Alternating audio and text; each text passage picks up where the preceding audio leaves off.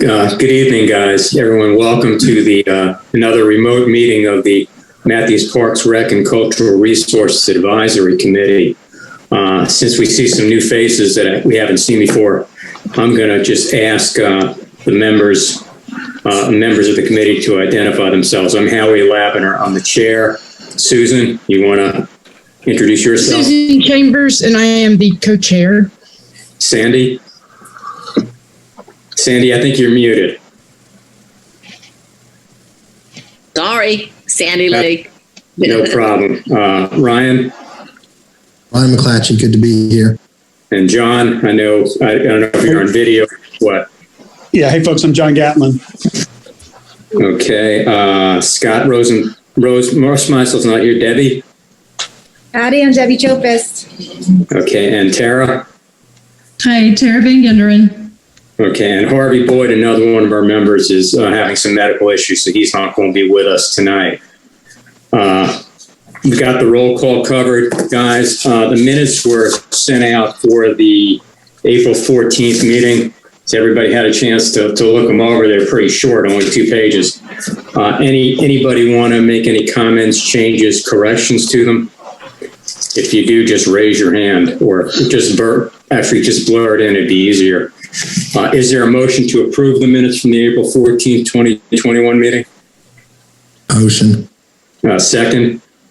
Second. All in favor, say aye. Aye. Okay, thanks. I'm going to open this up for public comment with the proviso that we're going to have public comment on Stumptown Park and the Veterans Memorial separately, as well as the mural projects. So if there's anybody here who wants to comment on anything else, why don't you go ahead now? Otherwise, we'll give you a chance during discussion of those topics. Nobody, Corey? No, I think everyone here is one of the stakeholders. I figured it was, but just in case. Do you want to explain, Corey, you want to explain the scope of what we're talking about at the Stumptown Veterans Memorial Park, the potential changes, upgrades, delineation, whatever you all want to call it? Certainly. So where we are now, as you know, back in early 2021, we had multiple conversations about renaming Stumptown Park, evolved into creating ways to sort of make special places within the, I'm going to say park in the collective term, but I'm talking about Stumptown and Veterans Memorial Park.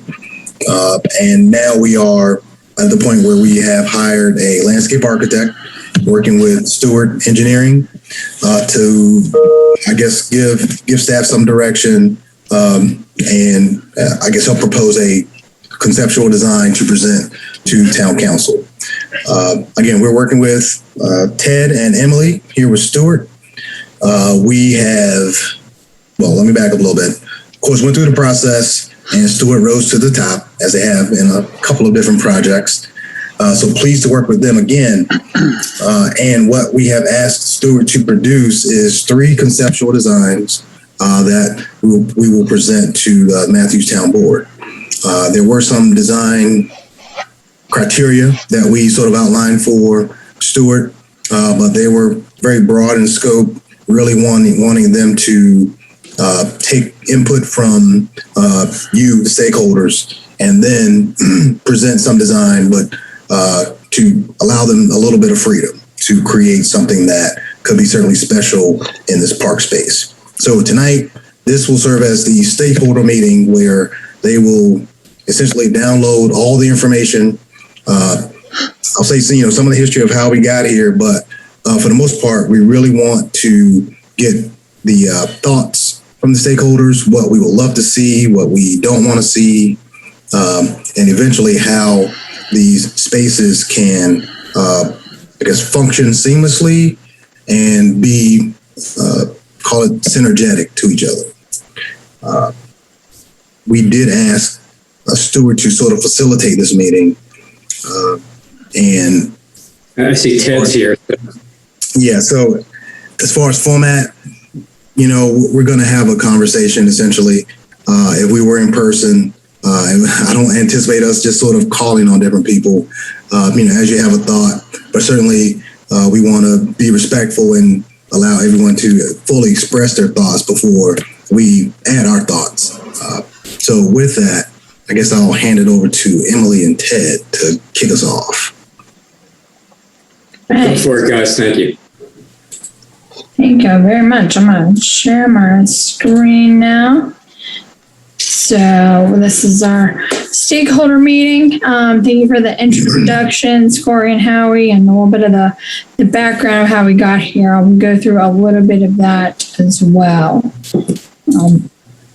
So start with, if we haven't met, I know I've met several of you on previous projects or already in this process. My name is Emily Blackwell. I'm a landscape architect, and I will be the project manager for this project. And I'm also the market lead for community spaces, which kind of encompasses all of our work that is with Parks and Rec departments. And I'm Ted Duncan. I'm a managing studio leader, a landscape architect with Stewart. Native North Carolinian. Been working in park and rec focused part of this world throughout my career. I do a lot of other types of work as well. And I think it's interesting to see how all of those different aspects of the work that we do as designers and landscape architects kind of informs each other. So it'll be interesting to hear what you have to say tonight, and we appreciate you having us here. Thanks, Emily. Thank you. So just kind of recap some of the things that Corey was saying and set the tone for our conversations moving forward. I wanted to remind everybody what the project purpose was.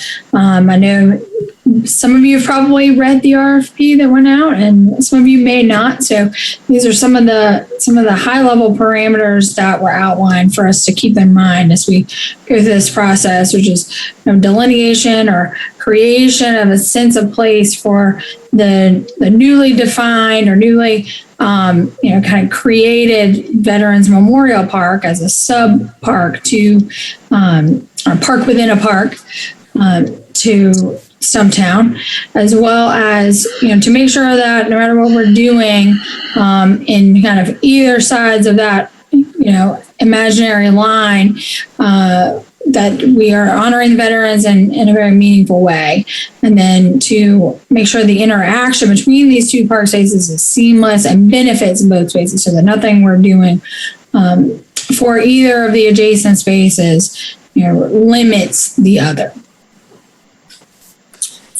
So the scope of what we are under contract to do with the town of Matthews is, of course, our kickoff here and our public input process with you all, as well as we'll take all this information and our own site investigations and what we know about the park and the memorial already, and create 3 conceptual designs that show that complementary interaction between the two spaces. We will generate cost estimates so that we know exactly what that construction cost would be for whatever is being proposed in the 3 designs. And then we'll be presenting those 3 concepts to the town board. So I do want to know, I know in our meeting on site with a few of you the other day, there was a little confusion of what the scope of this project was. And so we do, at this current time, the scope of the project kind of stops at that 3 concept plan. So we will be delivering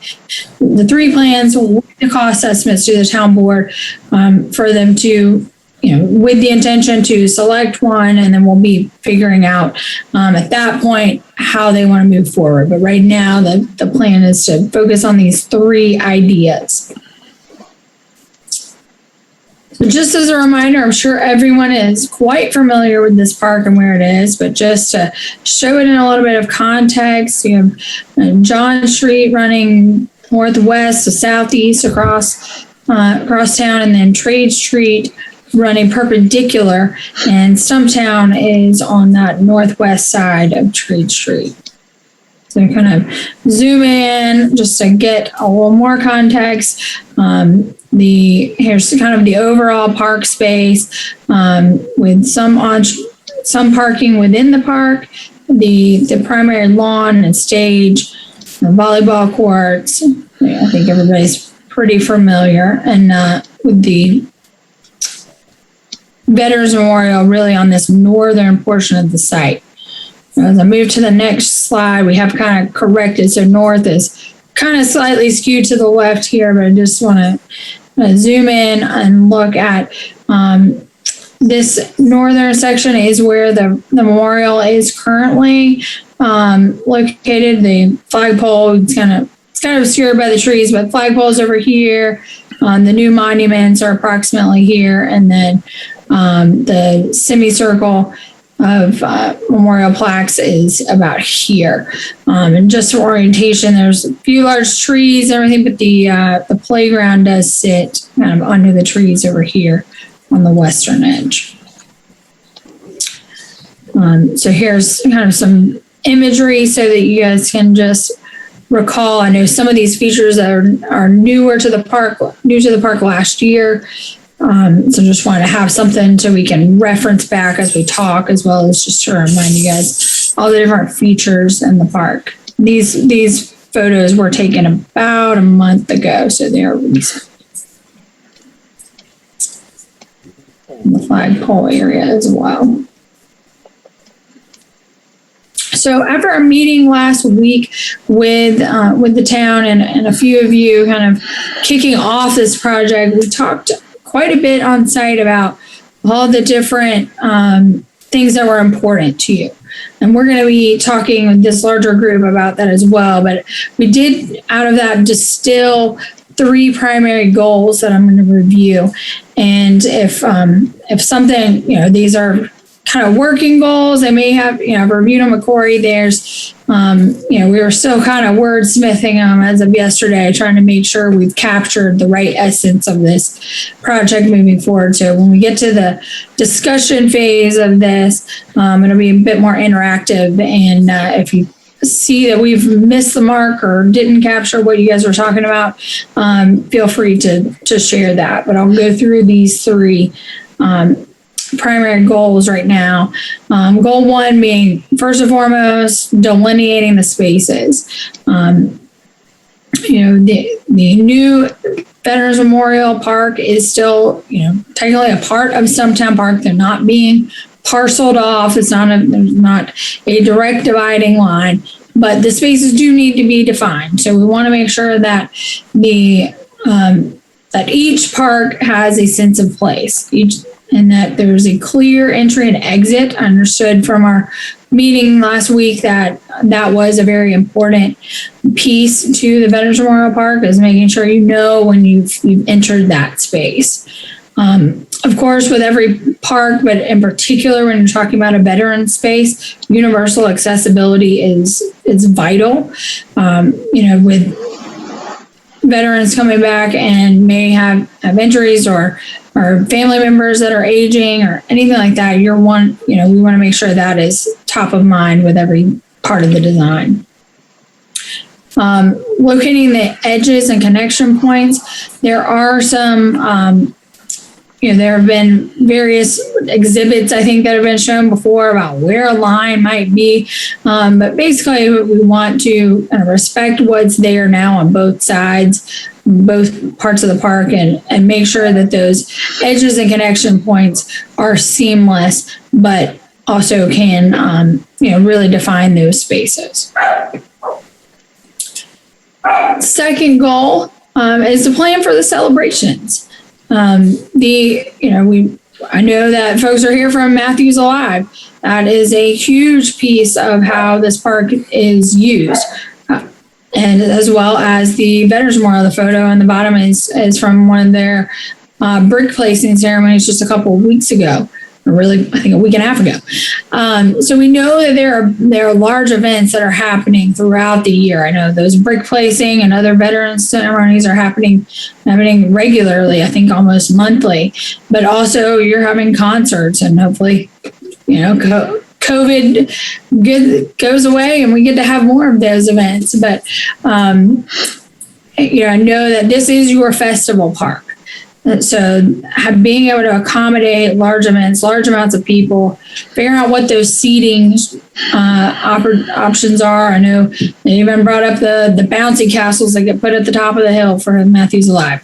We got to figure out how all those things can work for those event days. But also, we need to figure out how these spaces are going to function together and seamlessly every day, not just on the event days. So I know that seating for the park is important on whether, I've noted here the Memorial Park because there's really no seating on that northern end, but also increasing whatever we're doing for seating that respects the uses of the lawn and the stage and the everyday park user. I know that the town wants to keep the playground intact and to maintain the walking loop. So kind of goes back to some of those initial parameters that anything we're doing out here needs to positively impact the features that are there already. And additionally, to keep that lawn space open and remain flexible. That word was very key in our discussions with Corey about that they want these spaces to be flexible, not just for the event days, but for the everyday, depending on how someone may want to come out and enjoy the veteran space or to enjoy the park itself, and not to design anything that will limit someone's use. And throughout all of this, reminding ourselves to honor the veterans and honor the veteran space and how they would use it on every day. We know that veterans and other citizens may come out to pay homage to the veterans and to those memorials that are there. So we want to make sure that is accommodated throughout the year, not just on event days. So those are kind of our three goals: of delineating the spaces, planning for event day, and planning for every day. So I think with that, what I'm going to do is actually kind of trade programs here. And this is a program called Miro that we use frequently for collaboration.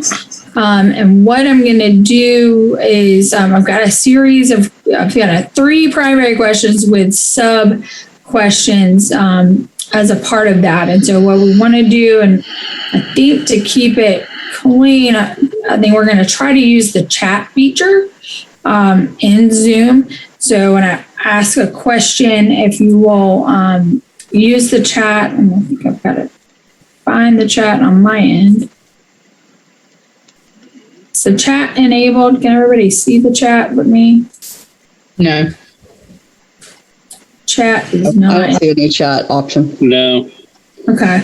Well, there's probably, we were prepared for a larger group than this. So we're probably a small enough group you guys can just unmute and share your thought for each of these questions. And I will be using some virtual sticky notes to capture that so that we can kind of keep the conversation rolling. And that way, if you looked away while you were thinking about something, look back, you can see that, whether somebody has said something similar already. So, Emily, I'm sorry. Can you? Yeah, perfect. Make that larger. Oh, yes. I was just holding back so you wouldn't start jumping in on the questions yet. Thank you. Yes, I will be scrolling. So the first thing I wanted to really get you guys talking about is this first question of what's important to you. So first, what's important to you about Veterans Memorial Park? This is kind of wide open, meant to be brainstorming, so we can understand what we need to hold dear through this design process.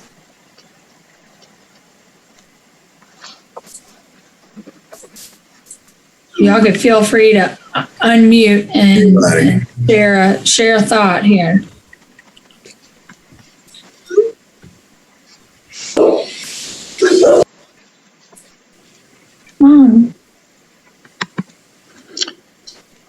Hey, it's John. I mean, maybe I'm stating the obvious here, but to me, like, a clear delineation so that, like, there's I don't know, a way to think about it where it stops and starts. Is that what you're looking for? Yeah, and anything, it could be, it is meant to be wide open because we're looking for just things that are that you're excited about, things that are important to you.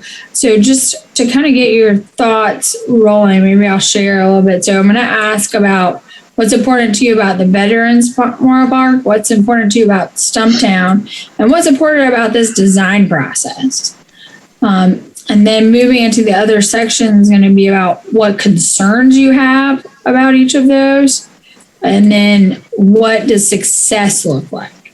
So those are kind of our, I know there's been lots of discussion. We understand that there's been, a lot of passionate discussion about this process over the last year. And we just want to kind of focus on what's going to make it the best result possible.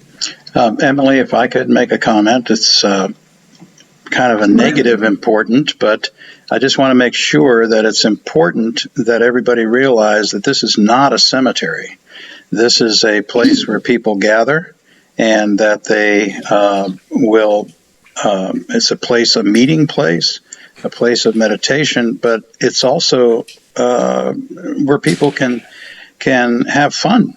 And as a matter of fact, that picture that you were showing just recently about with those two people with their lawn chairs up there close to the memorial, we've been noticing as we pass that even though there's the entire Stumptown Park, people congregate more toward the paper brick area when they place their chairs, especially at night, because it's quite lovely at night with the lighting.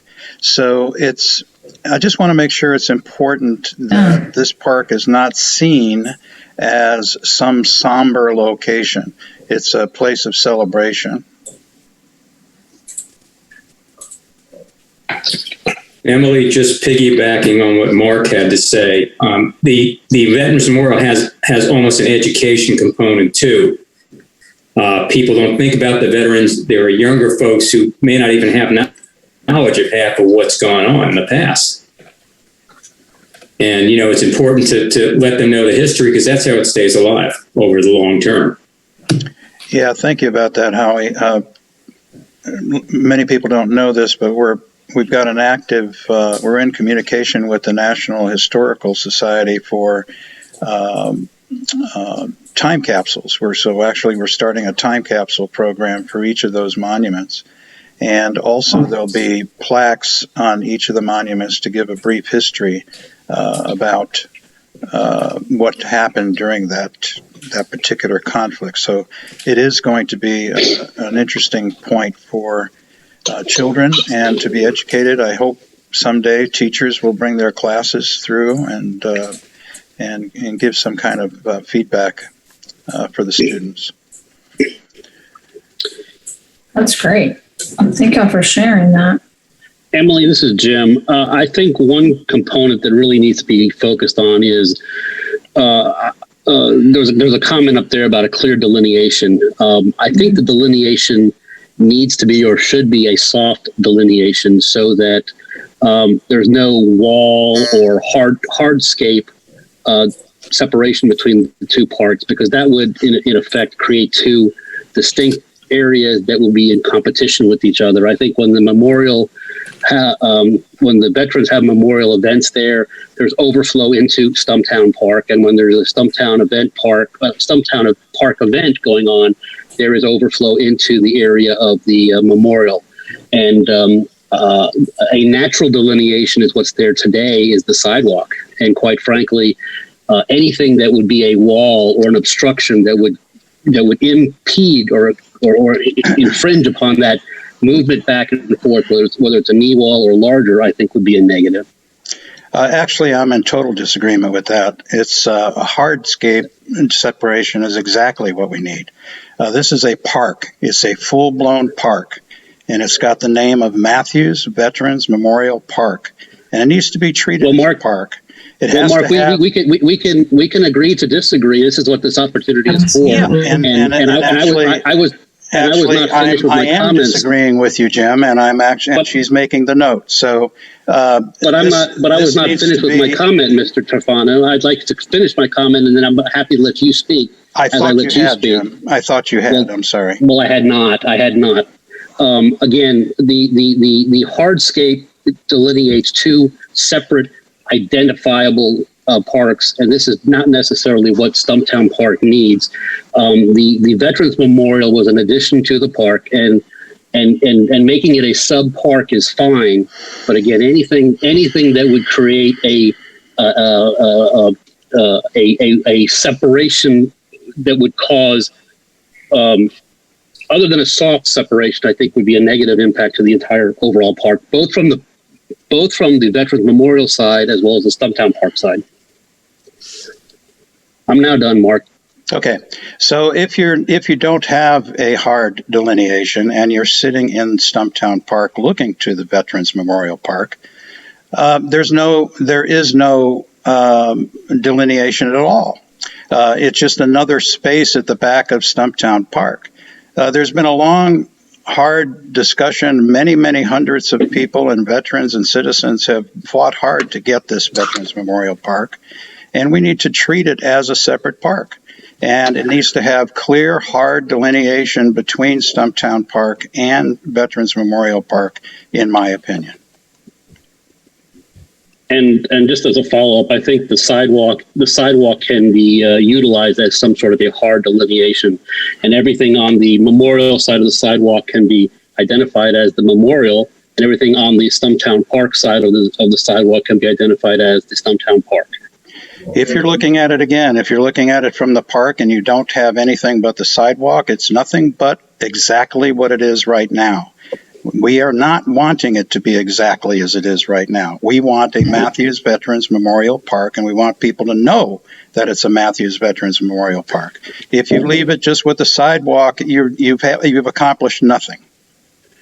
I'll say, fortunately, we at the point where we are sharing information. I guess, we're not going to convince each other that either idea is right. I think we're, sharing, this is one thought. This is an alternative thought.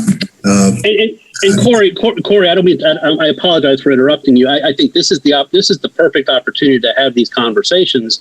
Mr. Tofano has his opinion, and it is that of him and possibly the American Legion. But there are many other people out there, other organizations, and other people slightly different opinion. And I think both opinions are valid. Right. All right.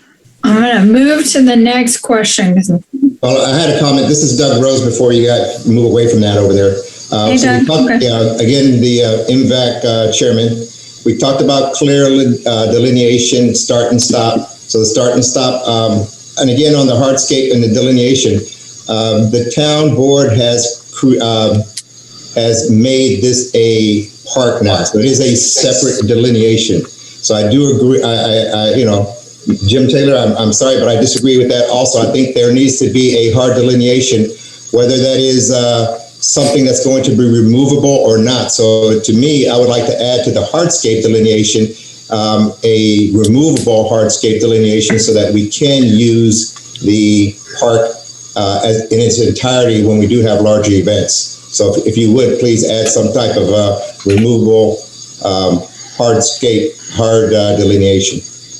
Thank you. Let's just be clear for everybody when we start debating all these comments. Let's be clear: the town board did not require a hard delineation; they required a delineation, and that can be done with a softscape type of delineation. So that's just totally concur. I didn't say totally concur, Jim. I said that they nominated this as a park. This is a separate park. So my recommendation is to put a removable hard delineation inside there. So that's my comment to add to the delineation.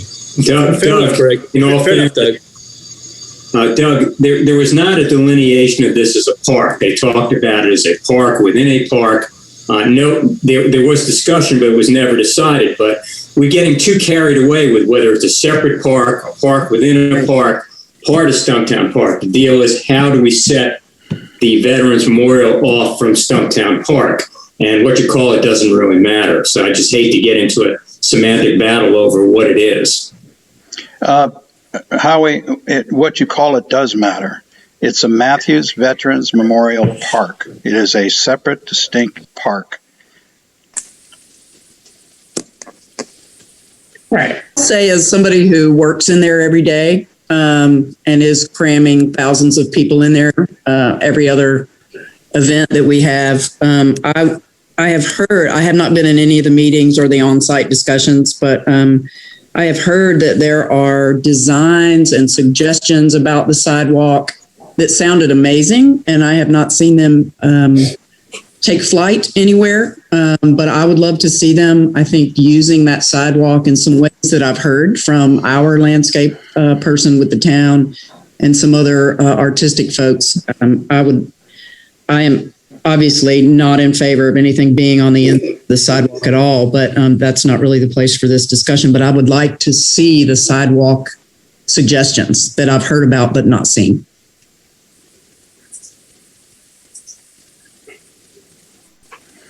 I second, like, figuring out how to creatively use that the sidewalk. Lots of different ideas there. It'd be really awesome to see how it could be used. Yeah, I think there could be some very, very nice enhancements as far as landscaping that could, and I'm going to call landscaping a soft delineation that could clearly designate one park over the other, but would not require building a knee wall or a wall or of any height at all. If I could talk about that a little bit, landscaping in between the two, to Leanne's concerns, is anything that happens as far as landscaping. If you're going to be putting large inflatables over that area onto the sidewalk, the landscaping is going to be destroyed. So it's something that has to be durable, that can handle everything that Leanne wants to do for the park, and yet still give a clear delineation between the two. The landscaping was one of the considerations that we had as the American Legion, and we realized right away that that wasn't going to work because of the fact that there was going to be a lot of traffic in that area and landscaping would be destroyed. Well, there's definitely no traffic on the ends. There wouldn't be no traffic on the outside of the sidewalk at all. We run power cords through there. We have kids trampling through there, but we don't put anything, and that's why I'm so in favor of anything on the outside of the sidewalk. We don't, there are no structures. We don't put any, the sidewalk is our boundary because we can't really function in the flower bed. So that's why the flower bed is such an inviting option for me, because you can do whatever you want in there. That's plenty of space. We don't do anything that's in really past the sidewalk as far as structures or bounce houses. Our vendors go in the back at every single event that we do, but they're usually on the inside of the sidewalk, right on that edge. So, I misunderstood, Leanne, because the pictures I saw had the blown up structures actually on the sidewalk. Oh, they're on the sidewalk. They can be, yes, but they're not in the flower bed. So there wouldn't be any destruction to landscaping or anything special that was done on that side. Oh, no, yeah. I think you misunderstood me. I think what we're talking about as far as landscaping is on the Stumptown Park side is why, is why the soft landscaping on the Stumptown Park side would not work because of the fact that you'd be putting structures on top of it. Oh, for sure. I thought that Jim was talking about putting delineation beyond the sidewalk with landscape. I was be very welcome. Mark and Leanne, I was in fact talking about what I'm going to call the outside of the sidewalk. On the memorial side of the sidewalk, I think is where the landscaping should be for a number of reasons. It wouldn't be affected by anything that happens in Stumptown Park, but anything on the park, the larger park side of the sidewalk, the interior of the sidewalk, whether it be landscaping or hardscape, a wall, a knee wall, or anything, would be detrimental to any of the festivities and festival type events that happen in Stumptown Park, not only Matthews Alive, but all the other events. So again, the sidewalk, and then nice enhanced landscaping on the backside of the sidewalk, I think would actually render a beautiful framework for the memorial. And it would also appear to be just nothing but an extension of Stumptown Park. The removable hard delineation of having sitting walls that can be removable, that's 130 people can sit across those walls with wheelchair access between them to go into the sidewalk. And they would satisfy everyone, would satisfy Matthews Alive by taking them out without having any landscaping there to destroy. And it would provide additional seating for both the Veterans Memorial and Stumptown Park during events. So I'm Julie B. I'm the chairperson of the Matthews Alive Board, and I just want to chime in on this. And I don't know how much you all have heard or what you know about our operations, but for the festival, we place anywhere from 4 to 8 inflatables, bounce houses, just various things up there on that part of the hill. We call it the hill. And we back right up onto that sidewalk, and even sometimes we get up onto the sidewalk. So anything I think that might go there, even if it is removable, if it's not clean, totally removable, nothing that can puncture the inflatables that we might put up there, it's got to be totally flat, because otherwise we can't use that area, and it can't possibly have anything that might puncture. So if we take that area away from Matthews Alive, I mean, that takes money directly out of local nonprofits, because everything we make, everything we profit, we donate back, and that's a big part of our revenue generator. The other thing is we need every bit of space up there already for the concerts that we have that we put on for free, that a lot of people come to and enjoy. So I hear what you're saying about the removable hardscape thing, but if it can't be. We still wouldn't be able to use that area the way that we need to use it, unless it is just completely smooth and no risk of puncture or anything. So that's my concern there. And I think you already do have that natural delineation with the sidewalk. So from a Matthews Live perspective, I'm just asking you all to consider that, because even removable hardscapes we may not be able to work with. So, Julie, what I'm hearing is that if we can come up with a solution where they can be removed and it's perfectly flat and puncture resistant, puncture proof, then that wouldn't be an issue. I didn't say that. I mean, I would have to see it. I think everybody in here would have to see it. For sure. I think that, but I needed to say that, because I think anything you put up there I've seen how a lot of those things are done, and they start out pretty good, and then they stop working after about a month. Yeah. So I would have to see it. I think that it's just something that I'm hearing. You're talking about removable hardscapes. That absolutely has to be. If that's what the engineering firm is going to try to work with.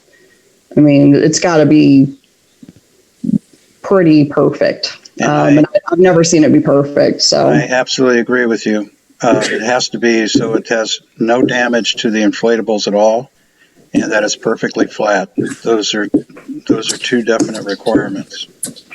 And this is Jim again. Let me add one additional thing that I think there might be some misinformation about. One thing, Matthews Alive or any of the festivals that go on in the park, and Leanne, I'll ask you to concur or disagree with me on this, but from a Matthews Alive perspective, we're not asking for any additional seating to be provided within the park. The seating that's there today is ample. Most of the patrons that come to our functions bring their own chairs and seats with them.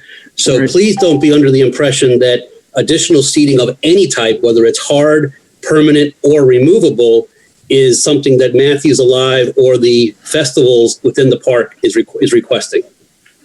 That's true. We don't need any type of permanent seating. In fact, we need people to be able to space out more during this COVID until we get through this, but we don't need any seating. And I would ask, who's going to move those benches and where are they going to get stored? Yeah. But not for this meeting. And one final comment on the seating. The hard seating that we do have in the park today is some of the last seating that is utilized for the concerts. And it's on the edges. And it's on the edges, which is where some of the suggested seating enhancements would be located. They are most of the time not utilized at all. So I think if there's additional seating added for any particular reason, we're just wasting time and money because they're not going to be utilized the way that some people think they might be. It wasn't directed toward Matthews Alive for the seating. It was just a general amenity that would be used throughout the year, and especially used for people facing into the Veterans Memorial. And I don't disagree with that, Mark. Again, anything on the outside of the sidewalk as far as seating, I think would be wonderful. I do think it would enhance the memorial, but again, on the outside of the sidewalk, on the memorial side of the sidewalk, again, I'm in agreement with you on that. Okay, this is Doug Rose again. I would like to add to the clear delineation. We need to get back to the basics again and identify the boundary. What are the boundaries for the Stumptown Park and what are the boundaries for the Memorial Park? They're two separate parks. I like to make sure that what's important is that we identify not the clear delineation, but what are the boundaries. And with that, additional seating may not be required for the events. And you guys are really getting into the Matthews Alive. Matthews Alive is one time out of a year. I know you have concerts and other things, but when we talk about the Veterans Memorial Park, we are going to require seating, and not just for us to constantly be bringing chairs in there, but for the veterans and for some of the seniors that come into that area. So I think where you put down the additional seating not required for the vegetables and daily use, I think there is a seating required for folks that visit the memorial. No, I agree with you on that, Doug. But again, the comment was made earlier that it would be seating that would be utilized by the festival goers, and that's simply not true. Mm-hmm. No, and I don't want to get hung up on just Matthews Alive as well, because I am very aware that is one time a year. So I don't want anybody to think that I'm not aware of that. But we are in there for 11 concerts, July 4th, Earth Day, the Symphony, Positively Matthews, hopefully the tree lighting one day. So, I mean, it's a movies in the park. Yeah. So I totally agree that it is one time a year. Julie was talking about inflatables, and I think that was the main issue was the inflatables. For that particular event. And then vendors at all of the other stuff. Our vendors go around the edges of the sidewalks. In fact, I've always talked to Corey about, I said, when you design another park, please give me space on the outside of the sidewalk so that I can put vendors outward facing in, because our vendors have to go on the inward edge of the sidewalk and they don't know which way they're supposed to face. So yeah, that's something that we have on a regular basis. But I do agree. I understand the one use thing. It's an important use, but we are in there quite a few more times. All right. Well, I think we have definitely gotten out what is important to everybody. So I really appreciate it. I know everybody here is here because you're passionate. So I appreciate you just putting everything out on the table. I think my next question that I had set up was about what concerns do you have, and I think we've mostly covered them. Is there anything else about this process? How Stumptown Park will be, what the design could impact on Stumptown Park or Veterans Memorial Park that's kind of sitting in the back of anybody's mind that we haven't touched on yet. So I think you haven't put it on there, but we talked about it, is how, if we do put removables in there, how are they going to be maintained? Who's going to remove them? And where they're going to be stored? I think Leanne mentioned that. So if we do have removables, how would we remove them? Where will they be stored? And I don't know if that's just part of, what is the, I'm sorry, I don't know, under Parks and Recs, the public utility, Thanks, Doug. Emily, I'll add scale. Is something that certainly been on my mind for a big part of this process. We're looking at roughly, including all the way back to the edge of the Exxon lot, we're looking at roughly 5,000 square feet. And so just in terms of smart park design, anything that is added needs to be to scale to the space. In other words, not attempting to put, too much into a small area, and essentially allow the memorial to be the highlight of the visit.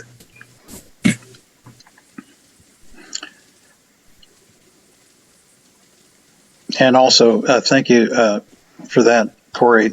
Emily, if anything's going in between Stumptown Park and Matthews Veterans Memorial Park, it should not be higher than 18 inches, which is, of course, the recommended sitting height, optimum sitting height. But also, if you're on the lower end of Stumptown Park looking up, if you had anything higher than that, it would block the memorial, the view of the memorial. And that's important not to do that.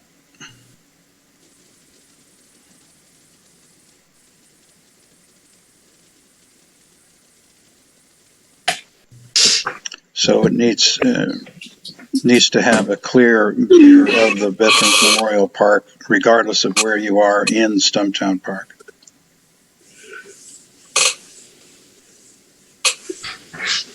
Emily, this is Jim again. I want to just chime in on the scale side. I do think scale needs to be incorporated, or at least thought about when the design is done. The Matthews landscaping director made a comment that it is somewhat out of scale now, and I don't know if that's true or not, just because I'm not the landscape architect. But I do think that is very important to take into consideration. And just regarding what Mark said about the height limits, I just want to make sure that we're aware that there's an opinion out there that a height of 0 is what's needed. So let's make sure that we're not going to lock ourselves into 18 inches or 12 inches or anything like that. If there's a possibility, if there's a way to design this that it looks nice and there is no height at all, no wall, no structure at all, I think that's something that needs to be discussed. On the process side, I'm not sure how the information got out about the pre-meeting that you said that took place on site.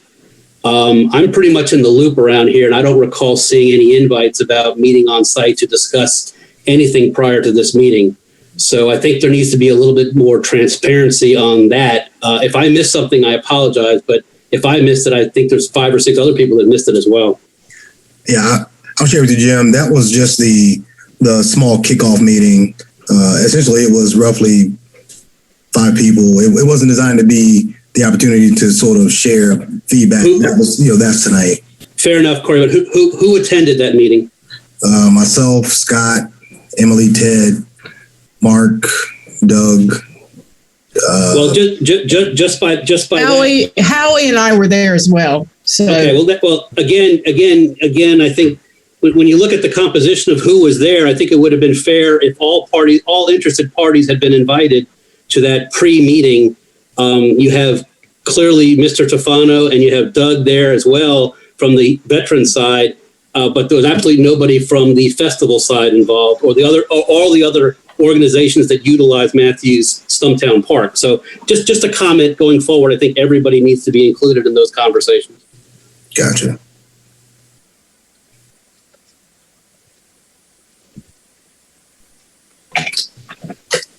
So again, that being said, we didn't say who the stakeholders were. We were, again, attending as stakeholders, and Corey sent out the invite.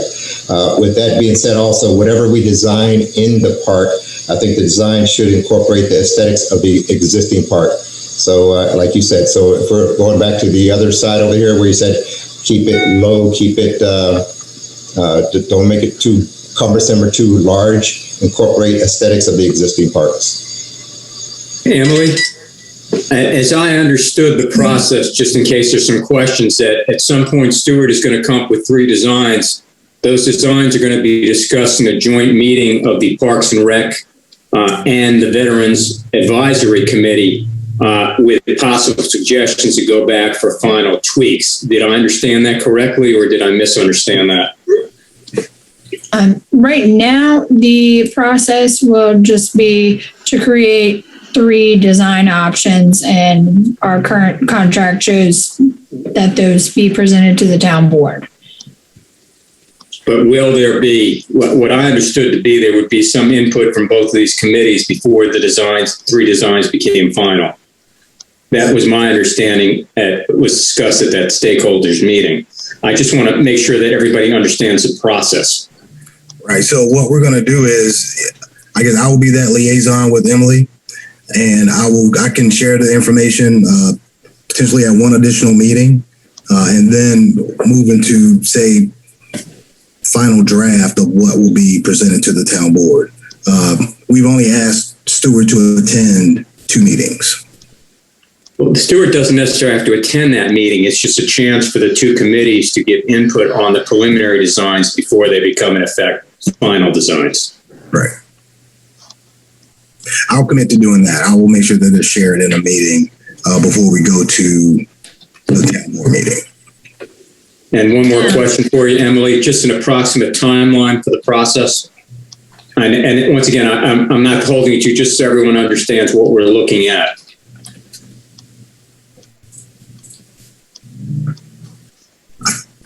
Well, if I can jump in a little bit, Emily, a lot of that may be maybe depending. I think I'm not sure I heard Howie's question. I think I was still waiting on the question, so it might have been a lag on my end. Just the approximate timeline for the process, just for the folks that are sitting here so they have some idea and understand. We're not holding you to it as a hard deadline, just a general approximation. Yeah, I mean, we are getting started on this now. So we're planning on the next 2-3 months, wrapping this process up. So, it is an important area, but it is not a extremely large area. So, there's not as many layers to it as if we were designing all of Stumptown Park. So it's going to be a pretty quick process. Emily, do you have a deliverable date to town council? We do not. Corey and I are going to be talking about that probably next week so that we can set some targets so that we can back up to some pre meetings with you all. Thank you.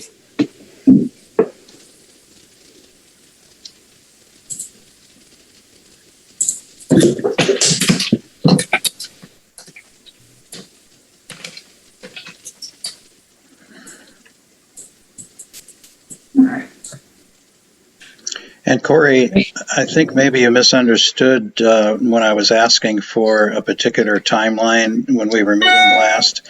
I said Veterans Day, and I think maybe you misunderstood that to be Memorial Day.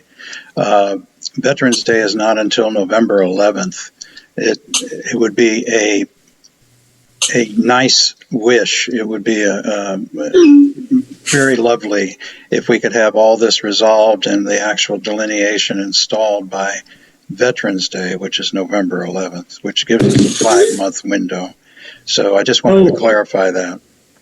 Let's try not to do it when we have an upcoming event, please. Yeah. I mean, I knew we were talking about November, and yeah, we'll see. It will be awesome if it did. It's not essential. No. It's not essential. It's just that it would have been a lovely time to do it. Yeah.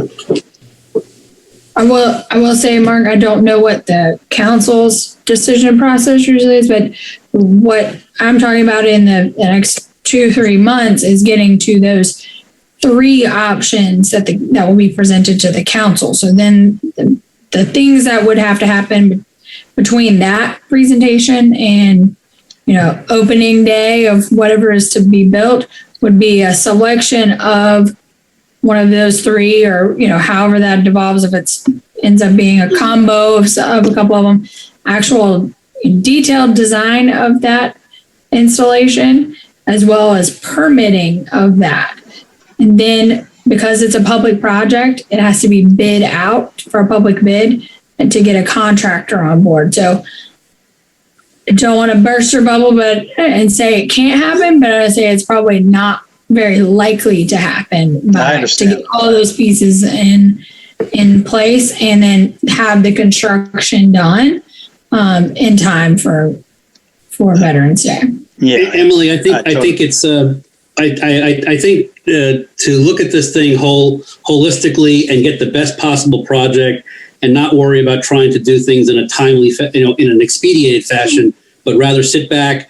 Let's examine it and make the best project we possibly can do, regardless of when the timeline is. And I see Mark's point of view. It'd be wonderful to have it there by Veterans Day. But Mark, I think you'd probably agree with me on this. I'd rather it go past Veterans Day and be that much better and more on the perfect side than trying to rush something through. Well, I think that we both could get our wish.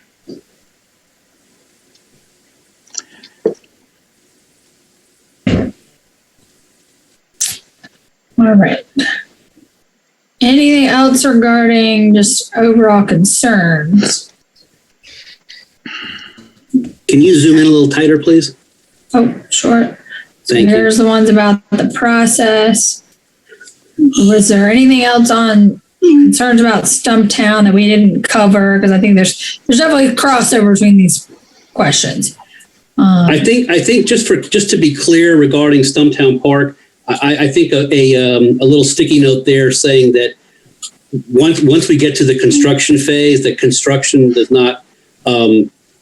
How do I say this? That it's a thoughtful process as to when construction takes place, as to not to interfere with some of the signature events within the town, whether it be the symphony, whether it be the Matthews Alive or Beach Fest, or one of the big events that Leanne has to deal with. She has enough to deal with besides having to deal with construction going on while that's taking place.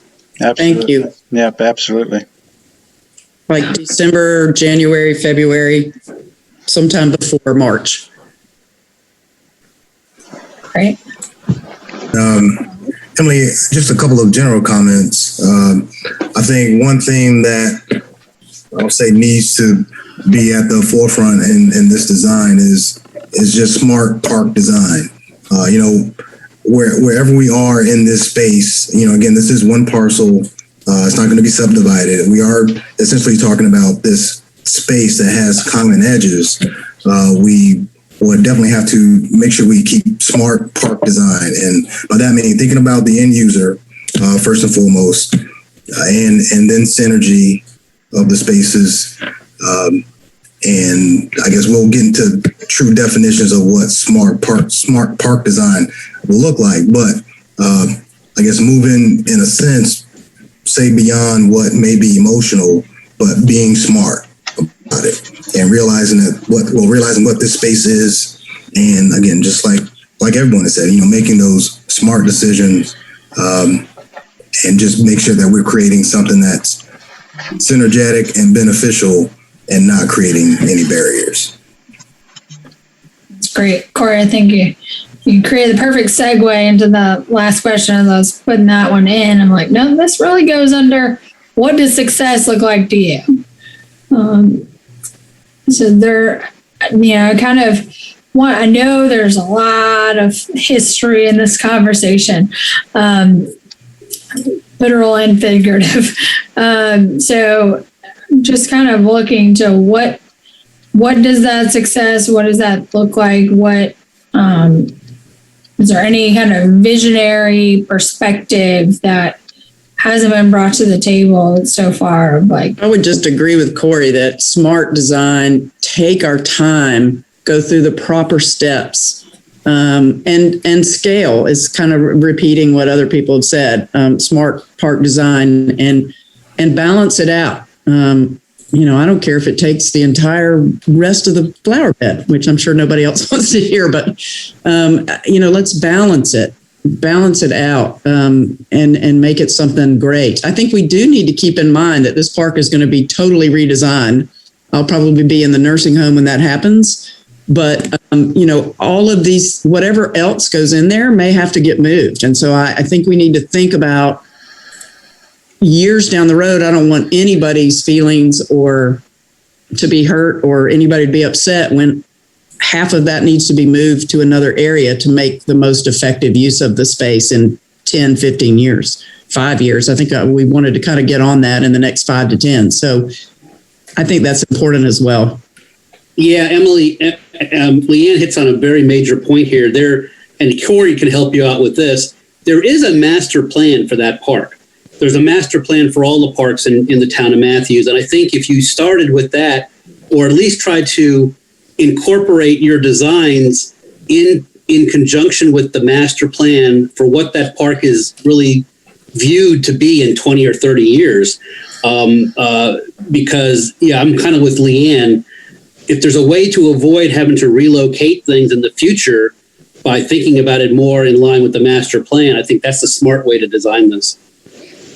And I would add my goal for this, from Matthews Live, but this certainly applies to the other events in there, to not hinder or disrupt the existing and in some cases long-standing operations with how the park has already been used. I think if we can figure out a solution to that would be most ideal, because there's a lot of ways this park is used. Matthews Live, of course, I'm here on the behalf of that board, but it's used in a lot of ways. So I think really, really making sure that stays intact is very important. Corey, unless there's another hey, it's me, Debbie. Master plan. I'm just gonna say, Corey, unless there's another master plan I don't know about, is that the plan we did like last year for you? And yes, it is one that you guys designed for us. And I think Debbie has something she wants to share also. Hey there. Hi, Emily. Hi, guys. I just wanted to add something that you said earlier just struck a chord with me. I just want to make sure that I can see the synergy between all three. And something that concerns me about the process is that the stakeholders are at the table. So thank you for having this. And I just want to make sure that the veterans have a space. And so that's something that really concerns me, because as the master plan grows, and I can't wait to see it as our children grow up here, I would still like to see the Veterans Memorial Park in 20 years. So that's something that's important to me. And as a homeschooling mom, I take the kids there on a regular basis, and we do have educational elements. So thank you, Mr. Taylor, for saying that. There's multiple things that I take the kids to. So it's an important aspect and element of our past and our future. So however that ties into all the sticky notes. Yeah. I'd like to add to the success. I think success to me would be PRAC and MVAC working together and agreeing on one single design. I'd agree.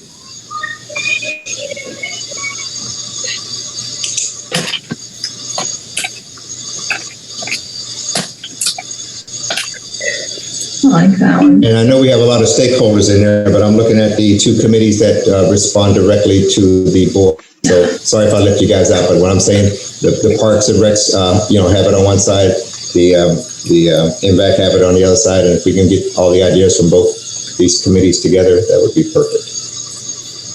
And that was the purpose behind having a joint meeting, Doug, figuring that would be the easiest way to do that.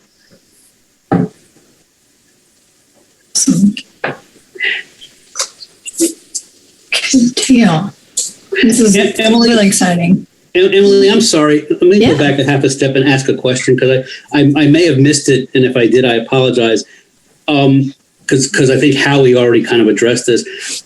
Are you guys going to pull three designs together? Are you going to present those three designs back to a version of this group, or are those three designs going to go directly to town council?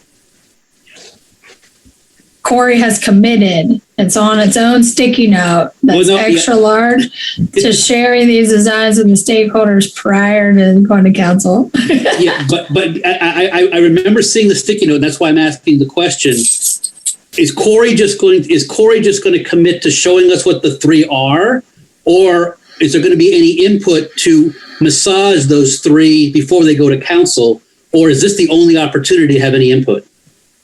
Jim, as I understood it, Corey is going to bring the three preliminary designs before both committees at a joint meeting that will be available on Zoom to discuss our concerns see if we can agree on recommending, in other words, there may be tweaks to the design that we'd like to see before they go final.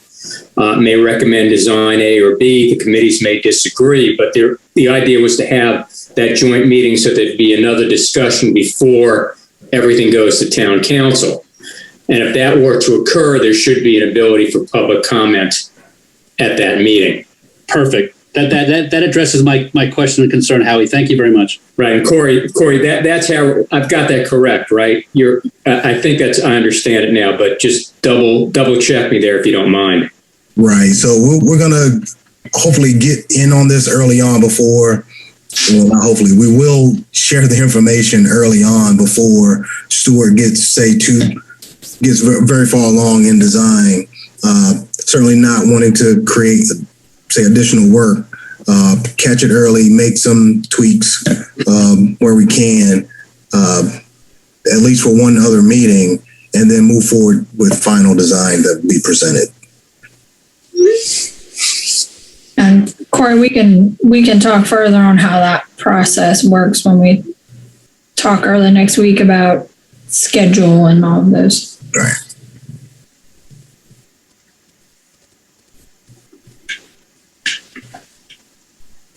All right. Anything else lingering on your minds about this? About the parks, the spaces, the uses, the process? If anybody has those, Corey, do you have those sidewalk designs that were suggestions that were? I think there were some examples we saw in maybe some other places. I can pull those up and share. Yeah, that'd be nice just to kind of see what was being talked about. And I hate we're not. I hope you've enjoyed this virtual sticky note. If we were meeting in person, we'd give you all a handful of sticky notes, and you get to think about your thoughts and put it up there. And we kind of culminate our designs, our thoughts, and go over them and get some cohesion. But I think this was as close to that as we can get virtually. So I really appreciate everyone's time. So next steps, Corey and I will be discussing next week to get a timeline together, and then he'll be sharing that with you all so that we can put down some dates and make sure you reserve that time. Emily, since this is the first time that we saw the Miro sticky note process here, can we get a copy of the sticky notes to all the stakeholders out here today? And then if anybody has anything to add, is there like a timeline that we could still submit any suggestions on these sticky notes? I know we want to keep it up for everybody, but it might be, something once, because we still can't see the whole thing, and we just did it within the last hour. Yeah, and I can basically take like a screenshot, or not a screenshot, but it'll actually create a PDF that you can zoom in and you'll be able to see all the pieces well on your screen. If you printed it out on 8.5 by 11, it probably doesn't go well, but zoom in on your screen. Emily, is there a way just to invite them all to that Miro board, or would they have to have the app? I can invite, but then all you can do is make a comment. I know Corey tried working that feature earlier, and you couldn't edit or add a new sticky note. So I don't know that it'd be as helpful as it seems like. Got it. It may be easier too for me to do a page each for each of the kind of trees here. So, but yeah, I will definitely be glad to get you a PDF to review and share out with your committees. Emily, I'm sorry, Doug, go ahead. I was just going to say I really enjoyed the process, and I think a lot of good feedback came out of it. But and again, for the small period of time over here, but I think if everybody gets a chance to see it all, it would be beneficial. And again, if there's one or two things that the Parks and Recs could have missed, the events committee could have missed, or even us, that we can submit a sticky note and make sure that everybody's aware of the sticky note that's been submitted. Yeah, Doug just hit on what I was concerned about. If there are additions, changes, or edits, please make sure that is shared with the entire group. Yeah, that gets a little scary. Yeah, and because there's a possibility of additional comments being made or edits without one group or the other being aware of it. So that's got to be controlled. I think so too. Okay. Great. Does anybody else want to make any comments on this before we move on? I see Leanne's lit up. I don't know if that means she wants to talk or. No, I was just commenting on I don't know if adding something without everybody being aware and in the same room is a good idea. I'll remute myself. All right, Emily, is there anything else in this process that you need to go through, or you're pretty much covered what you wanted to get from this? They were great. This was awesome. I really appreciate everybody just being really open and sharing your thoughts and concerns throughout the night. So I appreciate it. Well, thank you for coming and explaining the process to everybody. Emily, thank you very much. Yeah, Emily and Ted, special invitation to you. I hope you attend the Memorial Day ceremony on May 31st. It's going to be absolutely spectacular, and I'd really love to see you there. Appreciate it. Thank you. Thank you. We thank you all. Appreciate it. All right, thanks. The next item on the agenda are the mural projects. Is Melissa on or no? Is she with us tonight? I'm here. Okay. I'm sorry. Once again, I only have a limited screen, so unless I start scrolling through, I can't see everybody. No worries. So, Melissa, you want to talk about the mural project at the Loyalist and the Heritage Trail? Yes, so we'll start with the Loyalist. Corey, is Chris back on as a panelist? I'm bringing him up now.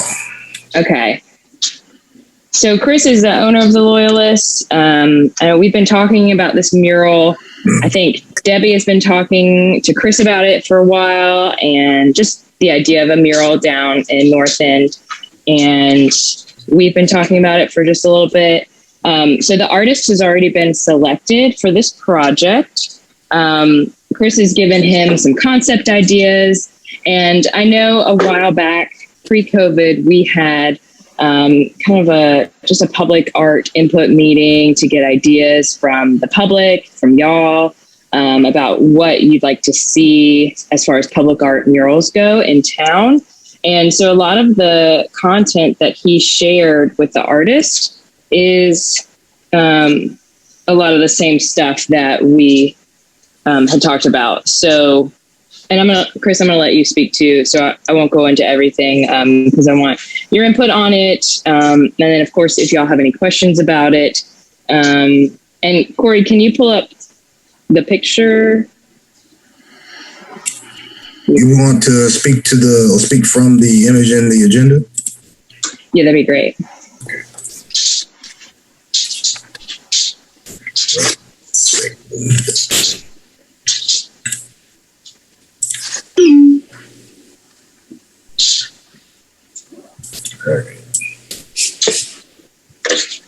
Everybody, close your eyes while I scroll. So this will show you where the mural will be located. So if you are standing on Trade Street looking at the Loyalist, the windsock sculpture is to your left. This brick patio or the brick wall surrounds the patio and faces Trade Street. So this would be the mural location, would be on this brick wall that goes around the patio. It would cover both of those walls there. And the artist is Osiris Rain. He's super talented, well-known muralist in Charlotte, like a heavy hitter here in town. So it's an honor for him to come to Matthews to share his talents with us. I think we show some examples of some of his other work as well, just to give you an idea of his skill. So you can see he's done a lot of large scale murals, a lot of realism with his portraits. I don't think that there is a plan to have a person's face on this per se, maybe more of a focus on I think in his proposal, he says the local and slow food and connection to the community and its history. So, Chris, I'm going to let you jump in if there's anything that you want to add specifically about maybe what has been discussed with Osiris, and then we'll open it up to the advisory committee for feedback. and if there's anything else to add. Yeah, so thank you guys for having me today. I think some of the things that I had gone over with Osiris, again, these are just some ideas that I came up with. At the end of the day, it's obviously going to be his kind of interpretation of what we collectively want it to be. But I had mentioned just kind of Stumptown, you know, as far as like the historical name of Matthews. Talked about Seaboard, you know, with it being formerly a rail town. Mentioning the streetcar in front of Town Hall. I'd mentioned Renfro Hardware, in the North Carolina flag, the Matthews Farmers Market, our roots and how they tie into local food, strength and community, certain things like that. So, and I don't really have any control over what it looks like after he gets the idea in his mind. But I really enjoyed some of the things that he had done with some of the murals that you guys are looking at right now on the top, as far as like his attention to detail on how he did flowers and vegetables and things like that.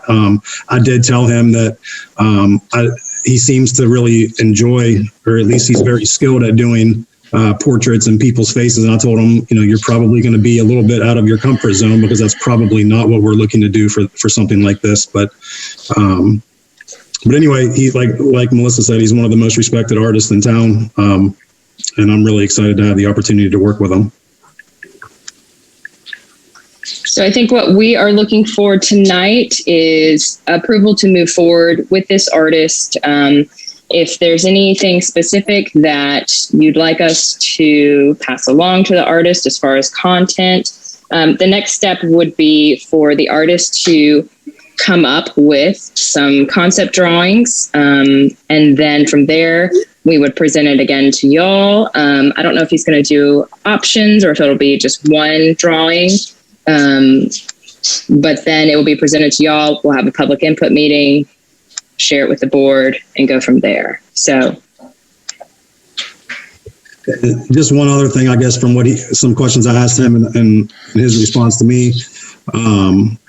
He said, you know, he could provide a basic description of the direction that the mural would go, kind of what you guys have read and seen in front of you. He said, but variations between abstract concepts and final products can occur. He said that he does not do any design work prior to a contract being signed and receiving the initial deposit, which is 20% of the total budget. Everything else, I think you guys have already seen. So. Mr. Sotil, in the past, we've gone through this, and one thing that has been important to the committee is in the use of flora and fauna to use local. In other words, you know, palm trees don't necessarily fit into what, you know, Matthews, and that was an issue in the past. Just as you know, I don't know how everybody else feels about it, but I know we did have a design that was sent back for that reason. Yeah, I totally agree, Howie. I would agree as well. Yeah. got it. We will pass that on to the artist, make sure that's included. If there is, in fact, any flora in the design. It sounded like when Chris was reading the description stuff that he was very specific about local ties and or history type stuff to the area. So I would think palm trees wouldn't be included. It's part of that abstract. Hi again. Sure. Hey, Chris. Long time no see. I know. How are you? Good. How are you doing? I'm doing great. Thanks. Good.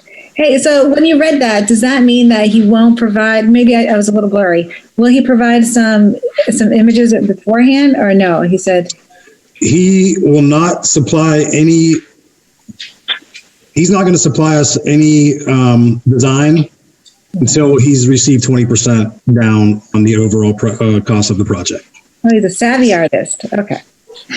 So once y'all approve this artist, we're basically just looking for approval to work with this artist and come up if there's any other concepts to include. So once we have that approval, we're going to pay him the deposit so that way he can go ahead and get started. And then we'll see some concept drawings or designs that he has in mind. Gotcha. Got it. Okay. And I'm certainly open to any other ideas for for parts of what it's supposed to look like, or if anybody has any input on that. Yeah, I mean, I think he captured it, thinking about the history of Matthews, things that are sort of intrinsic to Matthews. Certainly, I think we'll go over well. And also what I think I heard was that any preliminary designs, once it gets to 20%, anything shown is not, there could be variations. It may not be exactly what we look at, which I guess is typical for an artist. Is that what I heard? I would say that sounds pretty accurate to me. Yeah, there's always going to be variations from a digital design to what is actually put up on the wall. Anyways, I don't think it'd be any major like concept differences. Melissa or Chris, I'm sorry to ask a question, but is this a privately funded or a town-funded project? Melissa, it's dually. I think the overall cost of the project is going to be $7,600. I'll be contributing $1,700 of that. Yeah, this will be part of the mural program with the town. Very good. Great. Thank you. I love the artist's work, and I think it's really awesome that we could potentially have him work at Matthews. I agree. Anybody else have any comments on the mural project at the Loyalist? Gone. Melissa, what about the Heritage Trail mural project? All right. Well, I just want to say thank you, Chris, for being here. Don't feel like you have to stay for the rest of it. If you enjoy the first hour. Very informative, I'm sure. And Chris, if you could pronounce your last name for me. It's Sotilli. Sotilli, okay. I know I tore it up earlier. Nobody gets it right. I'm used to it. It's okay. No stinky cheese, Chris. Yeah, right. Thank you guys so much for having me. I really appreciate you guys taking the time. Thanks, Chris. Thanks, Thank guys. you for getting involved with this. Absolutely. All right. So this next one, and Corey, if you don't mind pulling up the presentation. So hopefully you all maybe had a chance to view some of the artists that we received applications from. I know it was sent out a little bit late. So what I'm going to do is go through each artist, some general information, very basic, and show some examples of each person's work. Hopefully tonight we can have a vote to decide on which artist is chosen for this project. This is not a short-term project. There's going to be a lot of steps involved with this. So I'm not even expecting implementation until potentially this fall. There's always a chance that it could be pushed off later, depending on how things are going, but we'll see how things go. So going to the next page, just to give you an idea of where this mural is going to go. It's not a typical mural where it's going to be on a wall. This one will actually be painted on the street. So the Crestdale Heritage Trail does run through the Crestdale neighborhood, and these two overviews show the same area, just kind of different ways. So in that first picture, it'll show you Matthews Chapel Road is where we're looking to have this painted. And I had the measurement. Anyways, it's from the corner of that sidewalk at Crestdale Road to the sidewalk in the corner. So where the trail continues, but on that section of Matthews Chapel Road, there's no way to add a sidewalk. So this advisory shoulder is what it's being called, will serve as a visual representation of like a pedestrian or bicycle passageway, since there cannot be a sidewalk put in. So in that next picture, that'll show the actual road where it is, and then that shows in the corner where the Heritage Trail continues there in the curve, and that goes alongside the railroad track right there just off of Crestdale Road. So that gives you an idea of where this will be. You also can kind of see the condition of the road. So one of my questions to Susan is, as the town engineer, to find out if there is a plan to resurface this road before this project. So that may fall into this timeline, depending on what that answer is, if it's even going to happen. we're not sure. So the advisory shoulder will come out about 10 feet from that grassy side on the right of the picture, and it'll be delineated with a white ticking in the middle, wherever 10 feet over goes. And then from that white ticking to the grass is where the mural will be. And it'll take the entire length of that street, which is the plan. So a couple artists have submitted some ideas. I think it's a little too early because they maybe haven't seen the space. We're not really sure what kind of repeating pattern is going to be required because it does fall under transportation. There's a lot more rules than there are if this were just going up on a wall. So those are details that we'll have to work out with the town engineer. So I did ask applicants to submit some examples of their work. I do have them listed just alphabetically by last name. They're not in order of favorites. Again, they will have to be approved by the town engineer, whatever final designs are come up with. And tonight, hopefully we can select one artist for this project so I can let everybody know who has been chosen and we can move forward. And we'll have at least 2 public input meetings. My idea is to hopefully have one in the Crestdale community, and that may be outside of our regular advisory committee meeting, but I'd like the neighborhood, the Crestdale community, to be involved in as much as possible. So this would involve, there's going to be a lot of marketing to target them, to let them know about meetings. So those will be set up, those will be advertised. And then, of course, we'll have a public input probably at one of our future advisory committee meetings as well. The other idea with this mural, just to give you an idea of the big overview, is that this would be a community project. So while the artist will create this design and, of course, be there for implementation, it would also be great to be able to have community members, anybody in the public, to be able to come and paint the mural together. So paint by number or stenciling is going to be one of the better ways to do this. And there are some of these artists that you'll see who have done such projects.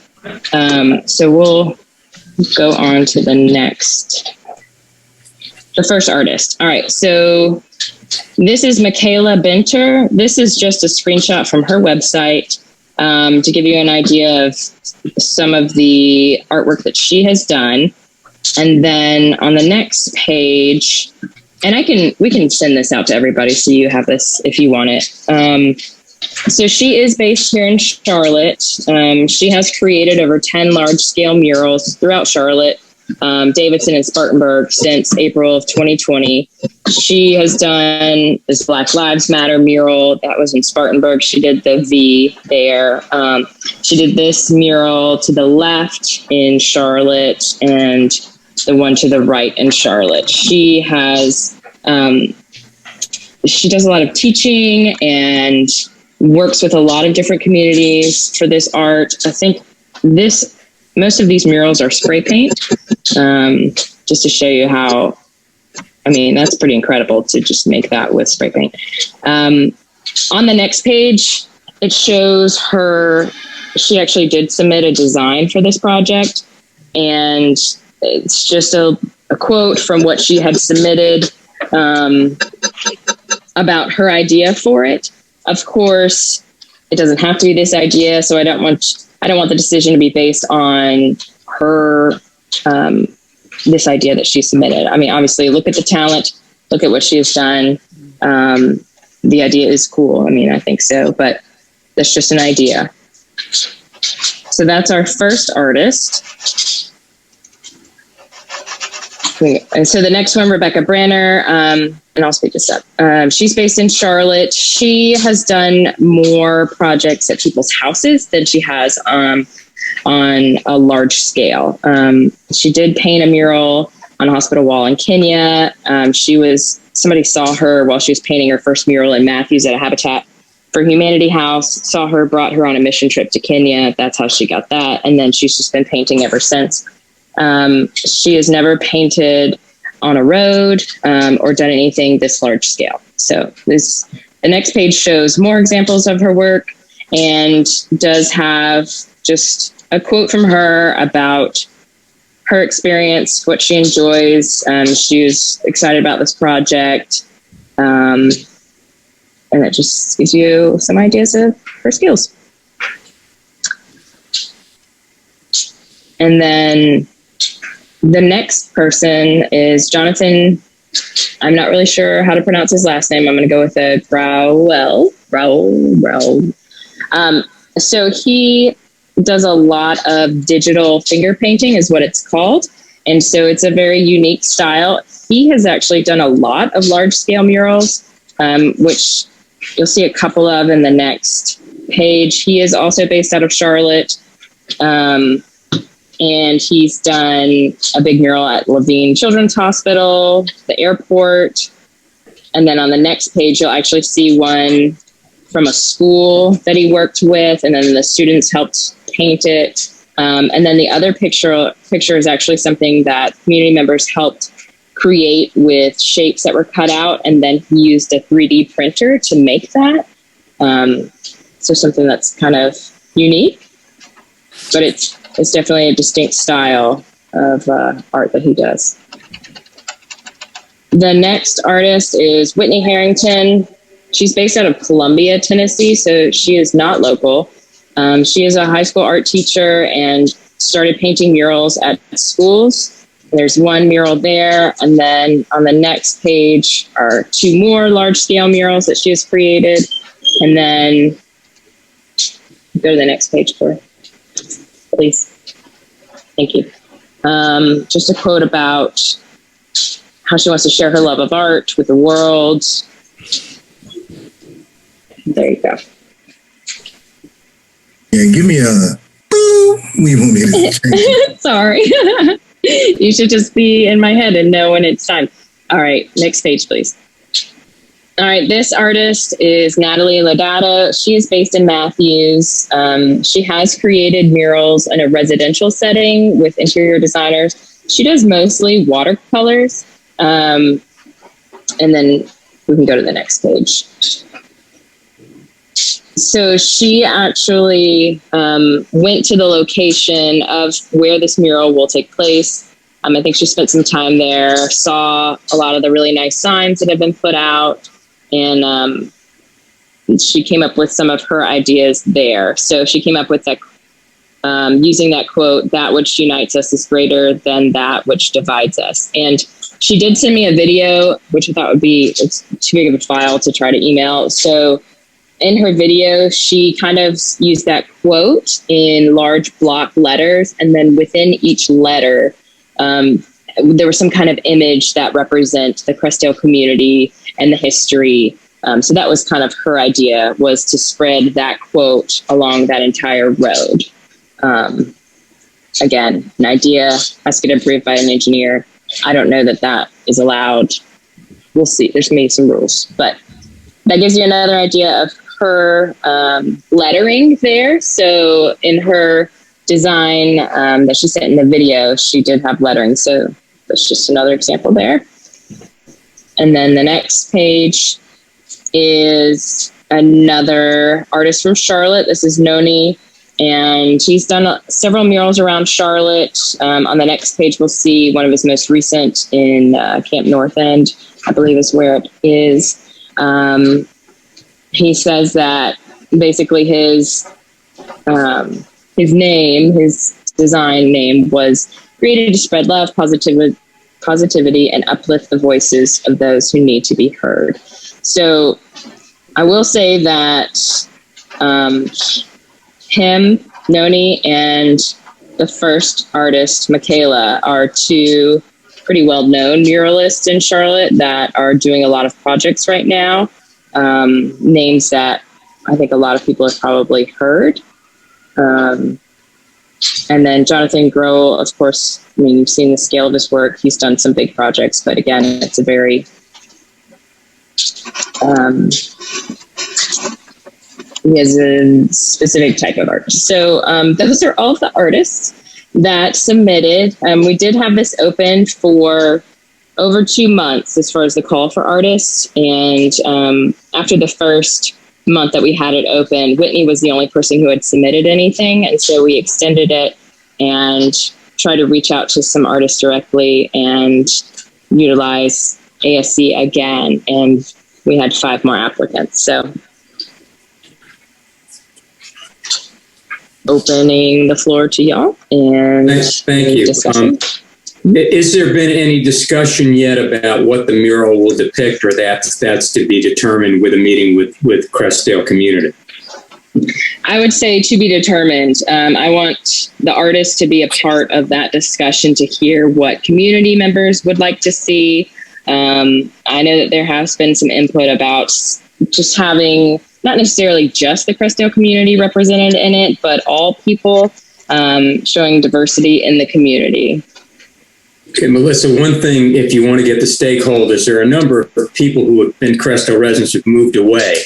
So I suggest that when you reach out to the Matthews Merklin Church, Mount Moriah, because even though they're no longer living in Crestdale, they still come back.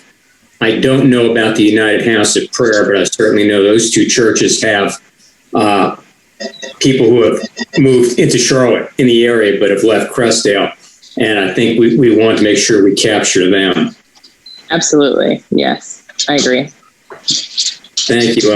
Anybody else have any comments first about the general scope of the work? Go for it, Debbie. Hey, so I've had a couple of opportunities the past couple of days to actually walk the whole trail. And Corey, it is magnificent. It is just beautiful. I have loved it. We've gone over it. I think it takes us about 2 hours to do the whole loop in Squirrel Lake Park, but it's still worth it. So I know that specific part that you're talking about.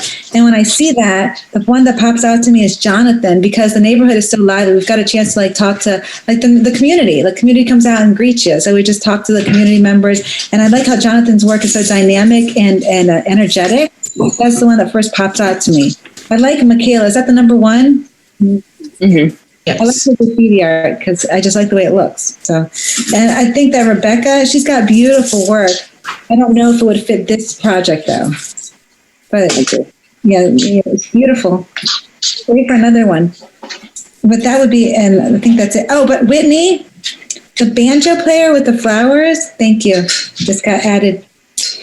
The banjo player with the flowers. That was beautiful. I don't know how exquisitely she would do that. And how would you maintain it? How would that maintain over time? So we would. Yeah, luckily there's not a lot of traffic on the road as far as automotive traffic. There is some though. There would be a clear coat put on it, just like we did on the road hump mural that's on McDowell.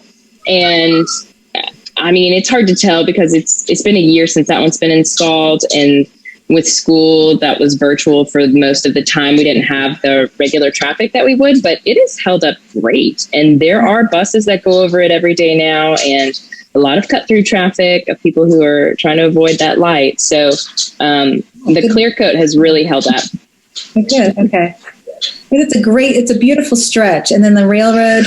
And I have questions about the side note. When you go up that trail, what is that little shack to the side?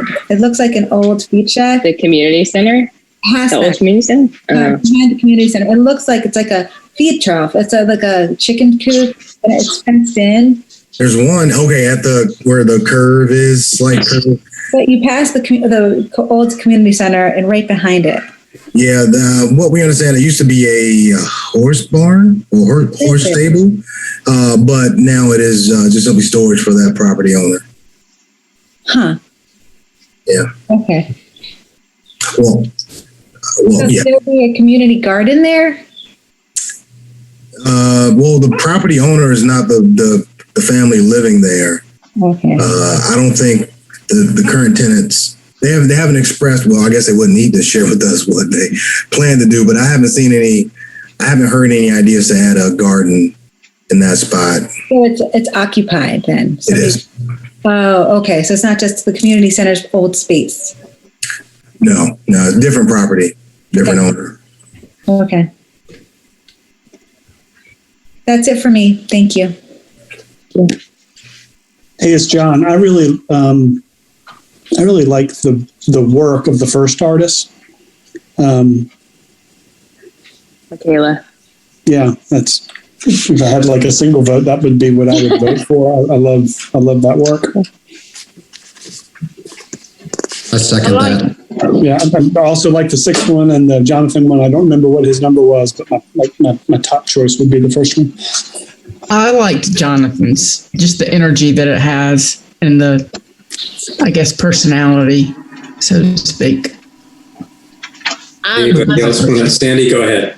I wrote last name, so I'm not sure what first names are when I took notes today. But anyway, one of the things I want to look at is to make sure that folks have had some experience doing large scale murals, not just home, but other kinds of things. And I like the first one, and like some folks have talked about. I liked number 3, I won't be able to pronounce his name, Grau.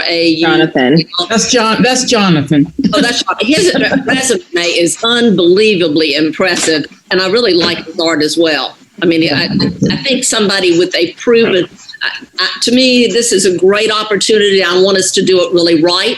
So I'd like to get somebody with a proven track record. Ryan or Terry, you want to weigh in? I can't tell. If not, that's okay. If you want to weigh in, I seconded number 1. I really like number 1's, especially their experience. I'm sorry, I just got a new puppy and she's being crazy and barking right now. But I liked Jonathan too, with the option to do the paint by numbers thing to get more people involved in it too. I thought that was a really nice option. Mm-hmm. Yeah, and I will say that all artists, that would be a requirement, is that everybody can participate in the implementation. So, can anybody participate in painting, or is that going to be specific to the community? Okay. Yeah, anybody. I'm looking at this, and number 2 and 4 don't really seem to fit into what we want for the project in terms of what they do or their skills. They might work somewhere else, but certainly not here. I like all of them. I also like the last one, Noni. I like the stuff. It's some of it is more realistic. And that may also play well. I'm not sure if the folks in Crestdale are going to want to do something reflecting the heritage of Crestdale, because quite frankly, I'm fairly ignorant of it. I've learned it most from talking to Harvey, because the history of Crestdale has not been something that's been well publicized or spread out in the town of Matthews. Let me ask a question, just point of clarification. Has the last one done murals? I didn't think there was any mention of murals. The last. Noni. Noni, yeah, he has. Those are, so the pictures that are shared of his, those are all smaller murals. The one with the tiger face is pretty large scale. That was a pretty big collaborative project with a lot of heavy hitters in Charlotte. And then the one on the far right on that last page are, which I realize we're not looking at, but it's like the loading dock doors, those doors that raise, so that size. And we're talking about the sidewalk here that runs between the railroad tracks and the cemetery at Mount Moriah, correct? The road.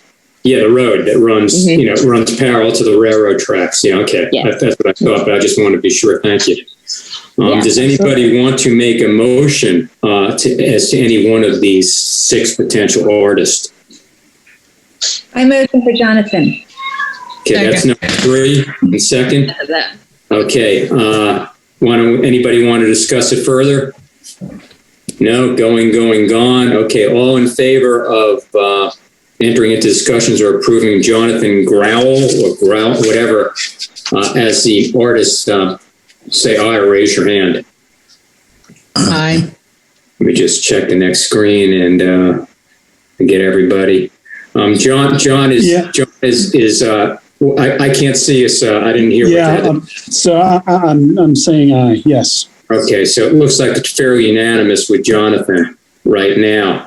Melissa, have you talked about the compensation for the project, or that has not been discussed yet? Yeah, that was in the call for artists. I have to go. There's so much money flying around. I believe that it is $4,000 for this artist. And then there's an additional stipend for supplies provided as well. So I think total is about $5,000. Okay. And so in other words, you'll go back to Jonathan. If Jonathan, for whatever reason, can't do it, you just come back to us and we'll do this again. Is that how it's going to play out? Yes. I'm not sure. This is a question for Corey. If, what we have to present to the board as far as if they need to see all these options or if they can just see the one that y'all have selected. Yeah, I think we'd show all, but then highlight the selected artists. And if there are any questions, they can ask, but we'll show them all. But then highlight what the board or what this committee has recommended. In case Jonathan couldn't do it, should we come up with a second place kind of thing, or is that not necessary, Corey? If this committee feels that strong about a second artist, you could, but I don't think it's necessarily a necessity, unless you feel that strongly about a second artist. I like that idea. And I've chosen Jonathan. Honestly, if for some reason he can't do it, we can revisit it next meeting. Okay. Okay. Rather than go through something that may just be an exercise in futility. Good point. Okay. But that's fine. If you all want to do it, I'm fine with it. But it just seems that's fine. That's fine. The probability is he's going to be able to do it. So. Right. In other words, once he's chosen, we will set up a meeting with the community and the public for input about what they want on it, what they'd like to have included in it, and go from there. Correct?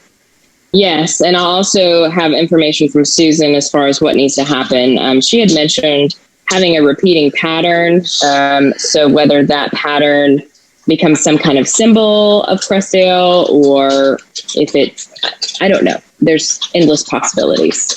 Sorry, y'all can hear my dog drinking its water very loud. All right, thank you. Any other questions for Melissa about either of the mural projects? No, thank you. Appreciate it. All right, next there are division reports. We all had the division reports. Everybody have a chance to look at them. Any questions for anybody on any of those? I have a question for Leanne. I don't know if she's still here. Maybe not. Yes. Wes. Okay, sorry, Leanne. On the events we've had at the park, we've not had paid for ticketed events in the park. This is a new thing, correct? It is. On the ones we had, do we have any trouble with people coming without tickets, or it was a non-issue? It really hasn't been an issue. We've used Eventbrite, and so if there are issues, it is maybe with the way that site is set up or its limitations, if you will. But we're also, the money is not so much the point of that as just making sure that people have skin in the game and they show up and don't cause no-shows when you have a waiting list of people that want to get in. So we felt like, even if it was a nominal $4, instead of saying, I'm just going to go eat dinner, I'm not going to go now. And I'm sitting over here looking at 20 people on a list that wanted to get in. So that was really the thought behind it. And so it's not hadn't been a huge focus. And it hasn't been a huge problem. The check-in staff has been amazing at being able to move quickly as people come up to the table. If something's wrong with their order, I have always found that there's a pod or two that I know people tell us at the last minute, I'm not coming. I want to make sure that you know that so you can give my pod to somebody. I keep the picnic areas open for emergency situations or people that drop in at the last minute that don't have a pod. So we've just really been flexible and good and no complaints and no safety issues either. It's been great. Awesome. Yes, thank you. Good job, Leanne. Oh, thanks. It took a village. Melissa was huge to help us with registration at the beginning, and part-time staff from the community center has come to help. Michelle at the front desk has come to help. So I just had a lot of great people because we were flying without a plan there at the beginning. So it worked out well. We just weren't too sure. I have a question. This is such a new concept of doing something like this, and obviously the pandemic necessitated it. Are we having any? Are we having a lot of waiting lists? Are we having? Is I mean, in terms of are a large percentage of the people that want to get in able to get in, or how large has our waiting list been? I don't think it's been unmanageable at all. The first one, we started out with a band that, I didn't come out of the gate with the TAMs, for heaven's sakes, and then be overrun with people. Right. So we started out a little carefully. I will say the Band of Oz is this week, and that has definitely been the most. We sold out pretty quickly, and there are probably quite a few people that want to get in. So, and we're going to have quite a few beach folks, because I know that's a huge part of our a huge draw for our folks in Matthews. So we've added several more beach folks, and so we know we'll probably have that problem again, but nothing huge and no complaints. Really, I haven't heard a lot, and some of you may have or seen something on social, but we haven't seen anything detrimental, or everybody's just honestly happy to see us and happy that we're doing something, and they're obeying the rules, and they're just so grateful. It's just really fun. Yeah, that's great. Thank you. Okay, Corey, Director's Report. Just a couple of updates. So we have had the initial budget, well, not even a big discussion, but rollout with the elected officials. So we are in the midst of budget adoption season. Subsequent meetings the next couple of Mondays. I'll keep you updated. Next year, not a lot of big projects slated. Some highlights, a couple of pieces of new playground equipment are still in the budget at this point. Some improvements to the community center, downstairs restroom, things like that, but nothing real big. Sticking with the Heritage Trail sort of conversation tonight, we are this close to adding the rapid reflective, the beacon. We're adding the beacon. I've been promised within the next 3 weeks. But that is, of course, dependent upon some other things happening with Duke removing their pole and then our contractor removing this retaining wall that we've got in the right of way. So a couple of things have to fall into place, but we feel good about the next 3 weeks that being done. With that, planning a ribbon cutting grand opening of the Heritage Trail, a formal opening of it. Oh, sorry, I'm not muted. Good. Yes. And with that, we want to create a recorded promotion for it. Thought is to have a couple of messages from maybe a couple of elected officials, but certainly some citizens from the Crestdale community and other concerned citizens, really showing the importance of this trail, highlighting what it means. Certainly showing some of the interpretive signage that we have installed now, and really shining or allowing this trail to shine. And it's something I want to promote across the state, honestly. And again, just share some of the good things we're doing in Matthews. And so right now, plan is to have that done in the next, trail open in the next 30 days, promotion completed within the next month. So we're very excited about that. It's awesome. Hey, so when you talk about the beacon, is that what's going to happen to cross John Street? Across John Street. So we have technically left it unopened without having this protected crossing at John Street. Just knowing the volume and the speed. I know people are using it. I think we all know people are using that portion of the trail, but we have left it technically unopened until we can get that beacon in. Gotcha. And that's about it. And Roseland Cemetery, I understand it has been cleaned. Is there any demarcation of the access way to it yet, or we're still working on that? I don't think so. When I was last out, it is still, a construction site. The actual cemetery, like you said, all the fallen logs and the overgrowth, a lot of that has been removed, but they are still sort of, still building back there. So it's still just dirt, walking around some fences. I still think I drove back there in my personal vehicle a couple of months ago. I swear I picked a nail up, and that's how I blew a tire out. So be careful if you go back there. It is a construction site, truly. New construction will get you every time. But yeah, the actual cemetery looks clear.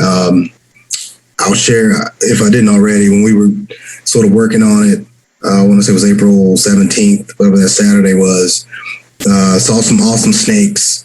So if you want to, go back and maybe help do some additional cleanup, be prepared to be in nature. All right, thank you. Anybody else have any questions for Corey? Hey, Howie, it's John. I was reading the minutes from the meeting I missed last month, and there was a note in there regarding maybe giving some updates on the lot at the Erickson property. Is there any update on anything there? Okay, we're talking the Windsor, Pleasant Plains, and no real update. You may recall we're working with that group. They are recycling used medical gowns on that site. That's pretty much the only movement. Continuing to sort of think through what the master plan is going to be for that site. It's 28 acres. Yeah. We do have some funding sort of identified for recreation that came from the Windsor Run project. Those dollars certainly could be used at that location, but not precluded from being used in another location also. So yeah, no big info or no big update on it. Okay, cool. Thanks. Anybody else have any questions for Corey? I think old business we pretty much covered. We've been tied up with the Veterans Memorial and some of the mural project. Is there any other piece of old business anybody wants to bring up at this point? I don't think we have any new business. Is there anybody have anything they want to raise? I'm just going to go scroll to the next screen. Gone. If that's the case, our next meeting is going to be the one with the diversity committee. Corey, is that we move them to the June meeting? Yes, we're going to meet with the Cultural Diversity Committee in June. And again, it is wanting to just get your thoughts on where we are as a community, where are the gaps? What are we not providing? What are some things that we can maybe do a little bit better? Just simply getting your feedback on it. Corey, can we sort of get some questions or something so that we could be a little bit on target? I'm a little fuzzy, and it may just be me, and it may be the time of the time. This is my bedtime. No, it may be just me, but can you sort of outline what we're really looking at with the diversity committee? Because that's pretty open-ended. I'm trying to figure out exactly where the discussion is going. Yeah, I'll say it was open-ended on purpose, sort of focusing on programming, and honestly programming and events are the areas that I believe that they're looking for feedback on. If you can come up with like 2 or 3 questions that might help focus us on some things that might be discussion starters, I think that'd be helpful. Okay, I can do that. Okay, thanks. So familiar here. All right. Okay, anybody else have anything they want to cover? I guess not. Guys, thank you all for coming tonight. Thank the public for their input. We appreciate it. And when we have some more information on the Stewart designs, we will share them with you, put them up on the town website, and let you know when the meeting will be, what the day of the meeting will be, where they will be discussed. Otherwise, everybody stay safe and healthy and have a good night. Thanks. Thank you, everybody. Okay. Thank you, Howie. Good night.